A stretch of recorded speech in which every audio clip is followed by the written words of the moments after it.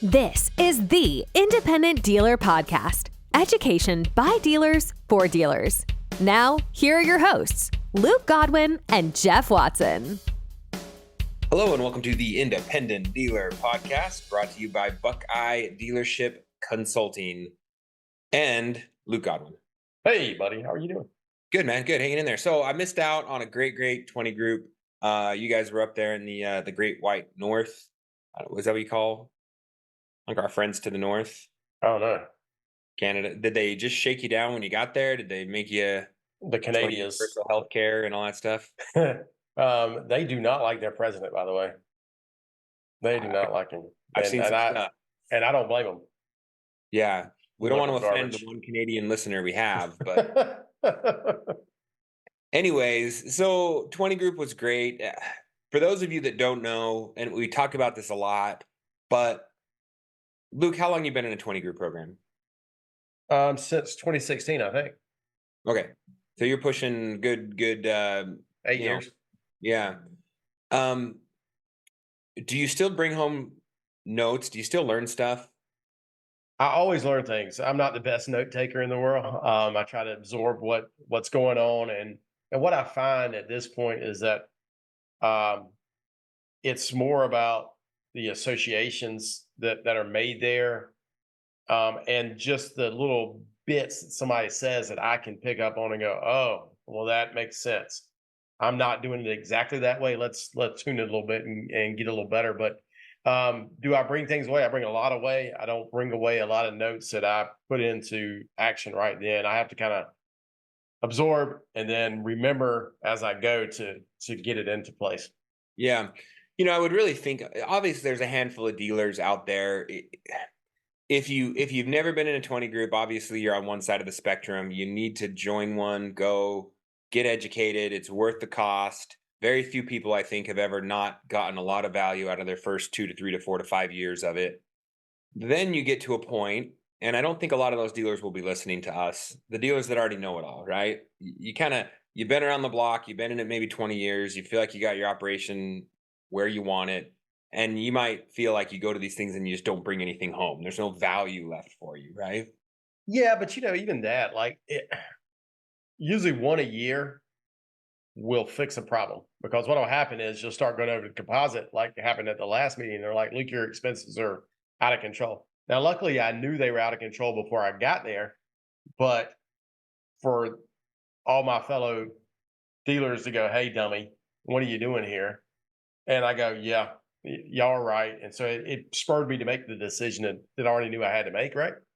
Yeah. So that's very helpful. And then what's great is you come back to the next 20 group and you made all those decisions and all your expenses are back in order. You hit all your goals and you feel good. Yeah.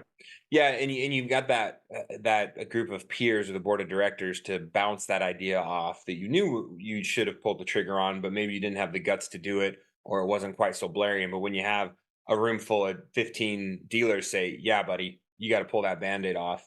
Here's the other thing. I think a lot of dealers that think they have their operations fine-tuned. I mean, if you went to a meeting and you even picked up something that changed your charge off by 1 or 2%, or changed your collateral recovery by 1 or 2%, I mean, for a dealer of your size, how many dollars does that put in your pocket? If you had a 2% less charge off rate because of something you learned at a 20 group, 2% would put tens of thousands of dollars in your pocket. Yeah. Yeah. And some people 100,000, Yeah, exactly. I would argue it'd probably be closer to the 100,000 area. So it's really funny how there's some blatant obvious things, right? You go to a 20 group and you're like, oh my goodness, I should have been selling red cars and not white cars. Like there's some obvious stuff you might go and learn, but there's a lot of like little incremental fine tune, it's all those little teeny things after you've been in the industry for 10, 15, 20 years that still matter, right? And you still tune in. Yeah, they're exponential, especially the bigger you get. Just those little percentages here or there really helps the bottom line. Yeah, a big thing too, we talk about it all the time, but the CPI program, right? I've heard of it for years and years and years, but it wasn't until going to a 20 group and actually seeing another dealer's numbers of the success that they had with their CPI product that really just slaps you in the face and says, "Oh, that's what you can do with this CPI product," right? Yeah, what was funny is that wasn't tracked for a long time in the composite. And so you never actually saw the real numbers. Everybody's like, well, I Mhm. make all this money in CPI. And you're like, yeah, whatever. And Yeah. then you see it in the composite, you're like, oh my, what I do? What I Yeah. miss? Right. Yeah. So anyway. Yeah, and that's a good. Obviously, reach out to the guys at Buckeye, sponsors of the podcast, if you want to get that set up. If you want to learn more, I know we've seen it in the forums. A lot of people talking about, oh, insurance is so expensive, and I can't get my guys' payment with their insurance is out of control. This is the opportunity. CPI will just become more and more important to your dealership. Insurance is getting more expensive, and the insurance companies are getting more and more stingy on their payouts. So why put them in control of your collateral? It's absolutely ridiculous. There's some states here in the southeast, Jeff, that insurance rates have gone up 40% in the past year. And if you Mhm. don't think that's a big deal for your customers, um, it is a huge deal for your customers. It's a huge deal for your customers on the retail side, if you're a retail dealer, listen to us, or on the buy here, pay here side, because that car payment that they can't afford is dependent on how much that insurance payment is. So Mhm. it's a really big deal. Something we did last week, and I don't know who out there is doing this, but um, car insurance rates went up 26% in South Carolina. So um, we decided to try a text campaign, which I know that seems like old school marketing, right? But we use a text campaign to target the customers we sold cars to this year, um, that might be paying too much for car insurance. We decided to text out a graphic saying, "Hey, uh, let us try to save you money in your car insurance." And man, the response we got was overwhelming, Jeff. We couldn't even get to all the leads we got. So, Wow. um, rethink your marketing is probably what I'm going down this rabbit hole about. Is rethink your marketing. Text campaigns were kind of big, maybe 8 years ago, and maybe people forgot about them. But Hmm. it's something that I'm really going to start to investigate over the next 90 days, because I think we're missing some referral opportunities. We're missing trading our customers out properly. So I think these are good ways to, with customers that are already relating to you, using text to market to them, I think can really help expand our sales and help expand our service department. Yeah, that makes a lot of sense. I know it's pretty much the only type of messaging I respond to is text messages, right? I mean, I don't see email campaigns. I don't see a lot of those things. Guaranteed your salesmen are not making the phone calls they should be making. But when you have a platform that integrates with your current customer base and you can send them a blast text and include a photo like that, right? Smart, something funny, a meme, something that gets their attention. Hey, you need to get on our CPI. Hey, it's time to trade in. Hey, we have this, special, service going on right now in our service department. Super smart. What else did you take home from the meeting out there? Because again, I wasn't there and I feel like I missed out. So I need your notes.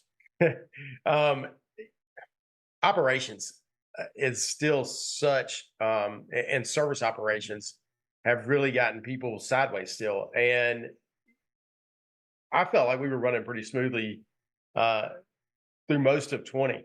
Um, and then all of a sudden the rug got pulled out from under us. And I believe we've gotten ours straightened back out. But there's a lot of dealers out there that's still having problem with time to line. Um, there, and we used to talk about that a lot, still having problems with time to line. And it really is a big deal when your borrowing rate goes up. Mm, So when you're sitting at, prime's 4%, who cares if you have extra inventory that's sitting for 30 more days than it should? But when you have to really start paying outrageous amounts for floor plans and things like that, having an extra 50 cars sit another 30 days in recon, it's real money. And we're, 5 extra grand a month or something like that, maybe more, maybe an extra 10 or $15,000 a month, because your recon is bad, is really hurting dealers. yeah, so funny that we don't. I'd be surprised how many dealers have actually sat down and done the math on what your actual day carrying cost is, right, per dollar, um, and say, okay, so for every $10,000 or $20,000 or $100,000 that I carry each day, it costs me X amount. So if I am heavy in my recon center by $100,000 or $200,000 because it's so slow to get stuff to the front line, what is that costing me daily? If I could just bring that turn time down from 30 days to 20 to 15, and I can save myself 14 days worth of interest, you need to know what that number is. And then you need to go post it in the shop, a big old freaking sign that says, this is our daily carrying cost. We have got to get from here down to here, right? And speed up this process, because I need 60 cars up front, right? I have to have 60 cars up front to try to reach my goal. I think I do, right? And probably another argument to have about that, but 60 cars up front. I don't need 60 cars in the back. How many cars do I need in the back? I need as many cars as I'm going to sell next week, right? That's as many as I. You need a quarter to a half of your monthly sales in the recon process, in my opinion. Yeah. Right. And so let's just say at my lot, I need 50 cars is what I typically would like to have. 50 cars ready to go at any time. And my ACVs, let's call it 13 grand. That's $650,000 in ready to go inventory that I need to sell. Right. And then let's say that I'm going to need another 12 to 15 cars, sitting there. So anything I have over 65 cars is dead money, right? So anything over $780,000 that I have in inventory is dead capital. So I need to see what that number is, and I need to see what my interest expense on that money is, and then figure out, hey, how can we get these cars ready faster? And how can I shrink my inventory to only carry that amount of cars? Yeah. But Luke, it was a good buy. I mean, it's not going to depreciate. I had to buy it. Yeah, there's some arguments about that. And every time I think I get a good buy because it's, I've got to do extra work, I end up having, in my opinion, the same amount in that car that I do in a car that I may have paid too much for, but didn't need all that work. Frontline ready, right? Yeah, and it went straight. You skip detail because it was already frontline ready. And you don't, again, calculate in that carrying cost. And if you don't have a flooring line, you still have a capital cost, right? You still have an opportunity cost of, hey, I got an extra $200,000 tied up in inventory in the back. Well, it's my own cash. It doesn't matter. Well, no, it does matter, because again, that's money that can be used elsewhere, either if you're buy here, pay here in your portfolio, or other investment opportunities. Just sitting money in treasury bonds right now is going to get you about 5%, or a money market. So it's costing you 5%, and that's really that's the minimum it's costing you. So keep that in mind. And what leads to that, another thing, and this is something retail dealers and buy here, pay here dealers need to think about. What are we paying our technicians? And you hear people go, man, I can't hire a tech. And we go, well, how much are you paying? And they'll tell us a number, and I go, yeah, you're not going to hire a tech for that. Yeah, 25. They're not going to hire a tech for that. Of course you can't hire a tech. Yeah, they say that, and then they go, well, why not? I said, well, how much is the average repair shop charging for repairs per hour in your town? A lot of them are going to be in that $160 to $240 range per hour. And you start backing into that number, and you see that these people are probably paying their techs, $40 an hour, maybe $50 an hour for these outstanding techs. And you're wondering why you can't hire. Well, you can't hire because you're not paying enough. And you got to offer training to these techs. You got to try to get them better. You can't worry about them leaving, Jeff. You gotta get them better. If they want a certain tool that's going to help them get the job done, you got to buy that tool. Sometimes you got to air condition your shops. There's a lot of things that go into hiring good techs and keeping good techs. And if you have them set up properly and their flow is good, you can hire a really good tech, and they can be somewhat inefficient, and you can still be way ahead of what it's costing you to sub that work out. Yeah, what's this saying? What if I send him to these classes and pay for all this training and he leaves me?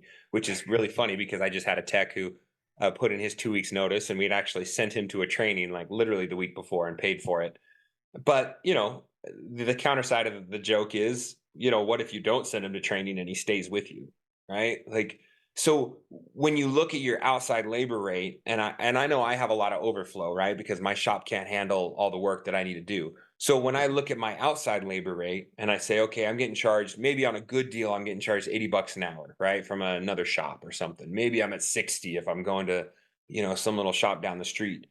I don't But think that happens anymore, by the way. I don't think yeah, no one competent.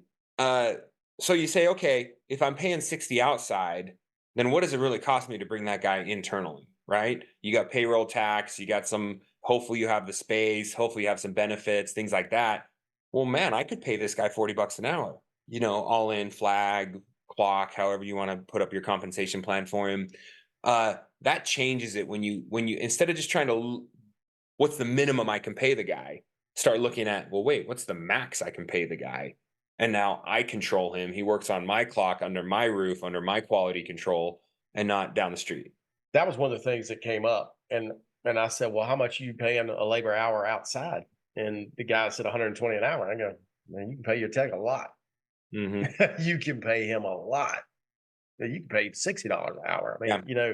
if he's that good, that's what you have to do sometimes." And especially if you're consistently using it, the only hesitation I'd say is, guys, if you're fluctuating with your load, then yeah, I get it. You have overflow at a certain time of year. You might not want to bring that guy in house because you can't keep him busy all the time, right? Yeah, yeah. So there's some times, but if you see that that's consistent month after month after month, then yeah. And obviously, if you don't love having a shop and it's strategic, and you say, I just want to outsource everything and not deal with the hassle, headache, whatever. We know we have a lot of dealers who have big operations and they don't have their own service centers. Yeah. It blows my mind, but it's their philosophy, their headache. They decide that, hey, I don't want to have to deal with this. I don't want to have to buy the tools. I don't have to deal with the headache, the tax, the drama, the nonsense. I'll just outsource to 10 different shops and pay a little bit more. And there's still headache in that too, but you pick your poison. You pick your poison. What else, Luke? Any other big takeaways you got on your notes?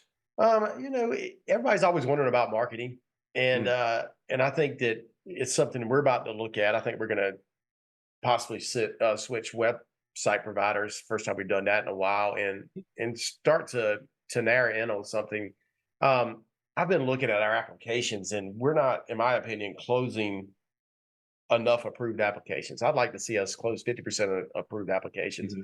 and we're really in that mid 30s range. And something that Scott from Neo brought up was talking about Facebook leads compared to Google leads, and that Facebook leads are high funnel leads. And everybody out there understands what a high funnel lead is it's people that are shopping, not people that are buying, right? So high funnel leads are people that are just beginning to shop sometimes, or maybe they don't even know they're in the market for something until they see it. So it takes them a while to get them closed. And then we talked about Google leads, and Google leads are in general low funnel leads that are going to close really quickly. And so we've been battling this, not getting 50% of these approved leads done. And it just dawned on me, well, maybe it's because we are focusing all of our advertising in the Facebook bucket, and we're not doing really anything beside our normal SEO in the Google Google sphere, I'll call it. So we're thinking about maybe trying a little more Google spend moving forward, and see if that changes our approved applications to sold percentage. And I say all this to remind people, you've got to understand your numbers of your advertising dollars, and your numbers and your percentages of leads to sales, leads to applications to sold, approved applications, and not approved applications. You got to know all these things to spend your marketing dollars in the right place. Yeah. Do you remember offhand what's the typical dollar spend per sale? Do we still have that I know we have that in the composite. Do you remember what that was for our group? I didn't even look at that number. I wish I would have, because I would love to spit it out, and I don't have my composite here. But typically the $200 range or something. Wasn't it 250 or something? Well, that wasn't for lead. That'd be Per for sale. like applicant No, per for sale. sale. Yeah. So it's typically in that $200 to $400 range. I remember somebody was way out of whack last time at like $350 a sale. So Yeah. yeah, it's in that range somewhere. So the reason I say that is I think that's the first place to look, right? Because they talk about all this leads, my cost per lead, and it's like, dude, leads are junk, right? I could give you 1,000,000 leads tomorrow. They're all going to be garbage. So I like to work at it backwards, right? I say, okay, what's my cost per sale? What's my advertising spend cost per sale? And then from there, once you know that number is either out of whack, then you got an emergency, figure it out. If it's close, then you could kind of start dialing in and say, okay, then okay, where are these sales coming from, right? And what is the channel that's bringing me the best sales per dollar? Okay, what's the channel that's bringing me the most closes, right, per lead? So like you said, a lot of Facebook leads, not a lot of closes. I bet your Google lead closing percentage is probably closer to the 80%, right? Like you said, high intent. Now, I think you need a mix of all of those, right? I don't Yes. know that my opinion is I couldn't just only spend on Google, Right. but there's other ones, right? And then you kind of look at the quality of the advertising source, from Google to Facebook to probably Instagram or TikTok. And I guess even before Google would be like repeat referral, right? And that kind of brand marketing or brand advertising that you would say, kind of the direct in through your referral program. Those are Yeah. probably the highest closes percentage. They're something that Marshall and I always said that referrals and repeats close at over 70%. There's no other lead that closes like that. A lot of us forget those referrals. And those repeats, you got to keep them in the CRM. You got to keep marketing to them. If you got a service department, you got to bring them in. If you've got somebody that does service in your service department, the likelihood of you selling them their next car is probably 100%. I mean, it's not 100%, but it's really close to 100%. Yeah. So make sure that even those people you don't sell cars to, if your service department can handle it, you got to get them into your service department. Because I bet if you did the math on that, it's probably one of your lowest categories for spend as well. If you look at the money you spend on repeat referral, either through goodwill or marketing or whatever you want to attribute to that channel, it's your highest close. It's probably one of your best customers, and you probably spend the least amount on it. We're willing to throw thousands of dollars at Facebook and Google to get people that don't know us and we don't know them, but we're not going to spend $100 to pay someone a bird dog or referral close fee or something. And even better, the gross on those are way higher too. They cost less to sell, and the gross is way higher because they trust everything you tell them. Yeah, that's probably true. You know what? I saw something interesting too, as far as the Google goes. A lot of people are using AI to create articles for their website to help rank with SEO. And I don't know that Google has figured out a way to shut that down. And it was huge 10 years ago, right? You had to have so many pages and backlinks and content on your website in order to get Google to rank you better through natural rankings outside of the paid stuff. But I think there's still that opportunity exists for you to use your ChatGPT or whatever AI you're using to generate unique, customized articles that you can post through your website and then help Google kind of rank you a little bit better based on that content.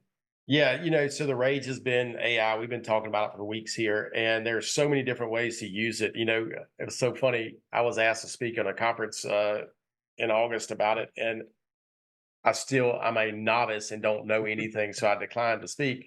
But what I'm getting to here is we got to get up to speed, and I'm not up to speed. But the thing is, when you're talking about the SEO, that's still huge on websites, and using a tool like ChatGPT to do that is big. It's big because it'll make your dollar spend go down when it comes to making your website bigger. But you still have to know what you're talking about to put the information in to get the information out properly through ChatGPT. One of our busiest pages on our website is about squeaky brakes. And it's been that way forever. So there's some really good ways to get people to your website and get your Google ranking better. And one of the best ways, and we talk about this all the time. Reviews are so important.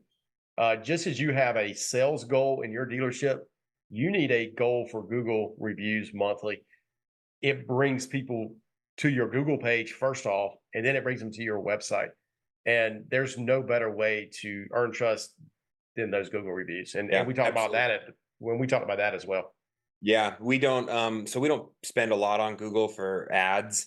Um but we do have great reviews. We have a ton of them, and I've gone through many different iterations to get reviews. We've done the, hey, leave us a review and you get to spin this wheel to get a prize. We've done the part where we bonus salesmen for getting reviews that mention their name in it. And we've gone to the text, the automated text after, the day after you sell the car to get the review back. Um, to this point, the best one is still bonusing your salesman to get a review at the time of sale. That to me is still hands down worth the $5, $10, or $20, whatever you want to pay the employee to get that review. Hands down the best marketing dollars you can spend, in my opinion. I agree. And a key here, and y'all write this down, rewind the podcast if you need to, whatever you need to do. The best time to get a review is before they sign the documents. Okay. This is huge. If you wait till the next day to send that link, the chances of them doing it fall off probably 75%. So what we do is we send the link before they sign documents. And it really works well. So timing is everything. And timing for the review is you need to get them when they are their most happiest.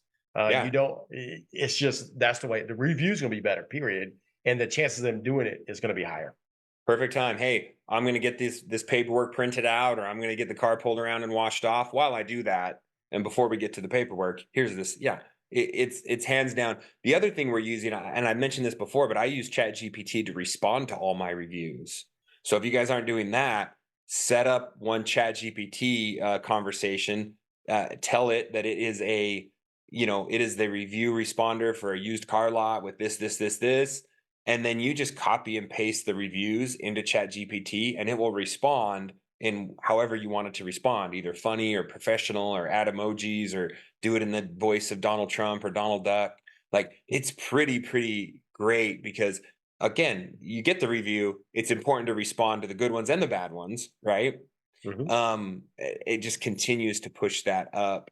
The other AI thing that we're using right now, I've been having it help me fill out my policies and procedures manual, which is interesting. I need to run all this past an attorney afterwards. But man, if you jump into chat and ask it to write you a red flags rule, it does a really good job. If you ask it to write a cell phone policy for your employees, or an absentee policy, or a uniform policy, or a food in the refrigerator policy, like, it's pretty wild how much it can produce. And then it gives you a great starting point, and you can go in and fine tune it from there, right? Put it in your own voice, make it legal, add your name, all that stuff. But man, it's crazy the kind of heavy lifting this thing can do so fast. I tell you, and we were watching it. If anybody was at the Neo user a couple of weeks ago, we're watching it respond to real time customer interacting with it. Jeff, the customer said, I make $15 an hour. And ChatGPT said, great. How many hours do you work on a normal pay period? And the person told him, and it calculated it, stuck it in the freaking application. It is mind blowing what it can do and the potential that's coming. Now, it's not cheap to use it in an aspect like that. It'll come down over time, but it might be something. If you're running chat on your website, it might be something you need to set up after hours or on the weekend when you're not there, because it's as good as a salesperson is when it comes to asking the right question after you train it properly. Yeah. I imagine when it's trained well, and then it becomes cheaper than a BDC agent. So even if it's expensive, it might still be cheap. The other interesting part is when it gets integrated into my collections platform, right? And that's something that, we use Blytzpay. Obviously, we recommend everyone use Blytzpay because the automation is so great right now with bulk texting, mass texting, the ease of payment. When that ChatGPT agent gets integrated into that thing, which I think is on their roadmap at some point. I'm sure it's on every Oh yeah. app. That to me is also a game changer, right? To have an agent just doing the heavy lifting for your collector, right? And just responding to the basic stuff, and keeping in communication, right? That's one thing that I've noticed as my collector's been gone a couple days. Is just, hey, where's the daily communication, right? Why isn't there daily texts to people that are not in contact with us? Maybe she's not getting to all of them, and it's really quite silly because it's like the most mundane, dumb thing, but it's just kind of brain dead work, just constantly reaching out, trying to engage them at the right time when they will respond to you, right? Because they're going to ignore your texts all day at work or when they're out with their friends. But if you happen to hit them at the right time, you might actually get a response. Yeah. Biggest thing about collections is the touch. It's just, you got to touch them. And if you continue to touch and touch and touch, they will respond. And to have an automated system to do that is so helpful. Blytzpay has been great for us. We've been on it for over a year. And while we're on the topic of credit card payments, found this out at the 20 group. There's a website, paymentcardsettlement.com. And this is a class action lawsuit because Visa and MasterCard were charging interchange fees that were out of whack with what they should have been. And I think if you process payments from 2014 to 2019, they set aside $5.5 billion in funds that can be collected. So I went on there this morning, and it's paymentcardsettlement.com. Went on there this morning and put all three of my companies into this database, and I'm starting to submit a claim to try to get some money back. I mean, I don't know how much I'm gonna get back, but I mean, if it's $1,000, I'll be happy. Yeah, it is actually a really easy process from what I've seen so far. Just submit your EIN, and of course, it's going to be a long, drawn out process before they actually get back to you with what your prorated portion of this settlement will be. It'll be 20 freaking 30 or something before we hear back on this thing. But if you were charging credit cards during that period, it just makes sense, man. It's such an easy process. Get in line, get some of those fees back. Yeah. If not, the attorney's going to take it also. Let's get it. Yeah, it's one of those great avenues of being in a 20 group is someone brought that up, right? Yeah. Yeah, Michael did. So Yeah. I'd never heard about it. Right. I hadn't either. But then when we did the research, it came from CLA? Yeah, CLA had actually vetted it and sent it out. I didn't see the email. I didn't know anything about it. There you go. That might pay for an entire 20 group meeting right there, just having that one idea. That'd be awesome. And that's what we're hoping.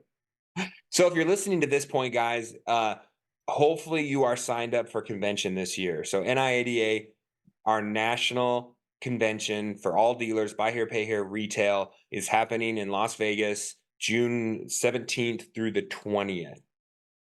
Yeah.